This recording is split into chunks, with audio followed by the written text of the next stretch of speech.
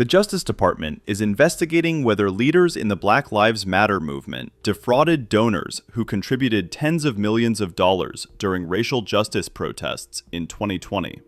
In recent weeks, federal law enforcement officials have issued subpoenas and served at least one search warrant as part of an investigation into the Black Lives Matter Global Network Foundation Incorporated and other Black-led organizations that helped spark a national reckoning on systemic racism. It was not clear if the investigation would result in criminal charges, but its mere existence invites fresh scrutiny to a movement that, in recent years, has faced criticism about its public accounting of donations it has received. The recent burst of investigative activity is also unfolding at a time when civil rights organizations have raised concerns about the potential for the Trump administration to target a variety of progressive and left-leaning groups that have been critical of him, including those affiliated with BLM, the transgender rights movement, and anti-ICE protesters. One of the people said the investigation had been initiated during the Biden administration, but is getting renewed attention during the Trump administration. A second person confirmed that allegations were examined in the Biden administration. The foundation said it took in over $90 million in donations following the 2020 murder of George Floyd, a black man whose last breaths under the knee of a white Minneapolis police officer sparked protests across the U.S. and around the world. Critics of the nonprofit foundation and of the BLM movement broadly accused organizers of not being transparent about how it was spending the donations. That criticism grew louder after BLM Foundation leaders in 2022 confirmed they used donations to purchase a $6 million Los Angeles area property that includes a home with 6 bedrooms and bathrooms. The leaders previously denied wrongdoing and publicly released tax documents. No prior investigations into the nonprofit's finances have yielded proof of impropriety.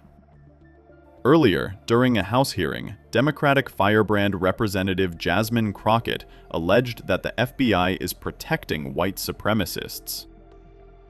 The lady from Texas is recognized. Man, oh man, there has been so much today, and I truly don't know where to start. So I'm just going to make sure that we start off with a few facts. So a couple of facts that we need to make clear for everyone is that, number one, Director Christopher Wray, when he was appointed to be the head of the FBI, was appointed by Donald Trump. Now, I will agree that I definitely take issue with a number of decisions that Donald Trump makes, especially when it comes to the people that he decides to appoint to very important positions, including this one, because I did have to make sure that I wasn't going crazy. But when I say that you are the least qualified FBI director in the history of the FBI, that is real, because you are the only one that never even served with the FBI prior to joining, yet we are supposed to believe that That's you are false. the greatest thing since sliced bread. I didn't ask you a question. Now, what I want to go false. through is to talk about why you are a failure and why, honestly, we just need to tell you bye-bye. I know that you got a little upset and you put on your show for your boss because it seems like you're trying to save your job when it came to talking to Senator Booker yesterday. But let's go through some of your failures.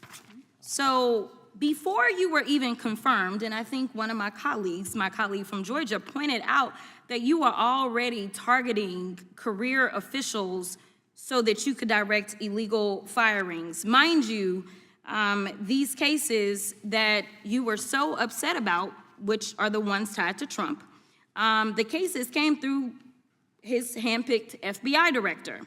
And frankly, when people sit around and say things like, oh, you know, we're happy because now we feel safe. I don't know who feels safe in this country except for the white supremacists, because I specifically as a black woman definitely don't feel safe. And frankly, my colleagues have been real nice to you today, and I applaud them, but I don't have the same demeanor because I know that multiple colleagues on this side of the aisle have faced death threats. In fact, somebody tried to kill one of my colleagues. And frankly, I don't know if this FBI or under your leadership, if those people would have been caught. I don't have any confidence in you. And if we start talking about the reasons that I lack confidence, we could start with you not just wanting to acknowledge some simple facts. Simple facts like the vast majority of the threats are coming from right-wing extremism. And I know my colleagues have tried to stress this, but I decided that I would maybe do it in a different way. Number one, I have a couple of UCs. Kim Buck, one of multiple Republicans receiving death threats for voting against Jim Jordan as House Speaker. Without objection. Another one, Republican lawmaker says she received death threats after voting against Jim Jordan in Speaker's race. Without objection. In addition, there was another one from another colleague who now is leaving Congress because they said that they were calling his wife anonymously and threatening her life to the extent that she ended up sleeping with a firearm. Without objection. Okay, so here's the deal. How are we supposed to have confidence when you're sitting up here telling the Senate yesterday that it will take you 14 years before you can get the FBI fully staffed to do their jobs? You're also now redirecting resources so that they can go and play ICE agents on the streets. You're getting rid of your most qualified people, and even when it came down to somebody that you consider to be a friend, you were posted up having some fancy dinner to the extent that you posted not only once erroneously, you posted twice erroneously as it relates to catching somebody, and then you want to go and say, let me take a victory lap. Because honestly, if it wasn't for parents deciding that they were going to turn in their child, it seems like y'all wouldn't have got there, even though he literally confessed online. So I'm confused about what it is that the FBI is doing except for trying to put on a show for the apprentice or whatever you want to call him. The day after all of this took place, there was domestic terrorism that was taking place at HBCUs. They were targeted. Yet I didn't hear anything from the FBI about what was going on. And again, black people kept saying, how did we end up in this? Because the numbers are so very clear that white supremacy is a problem. And honestly, I've not heard anything out of you today that makes me believe that you're going to do anything about the white supremacy problem, the one that is leading to children being killed, children being shot, as well as members of their community as they're worshiping in their churches. The time of the gentlelady has expired. If the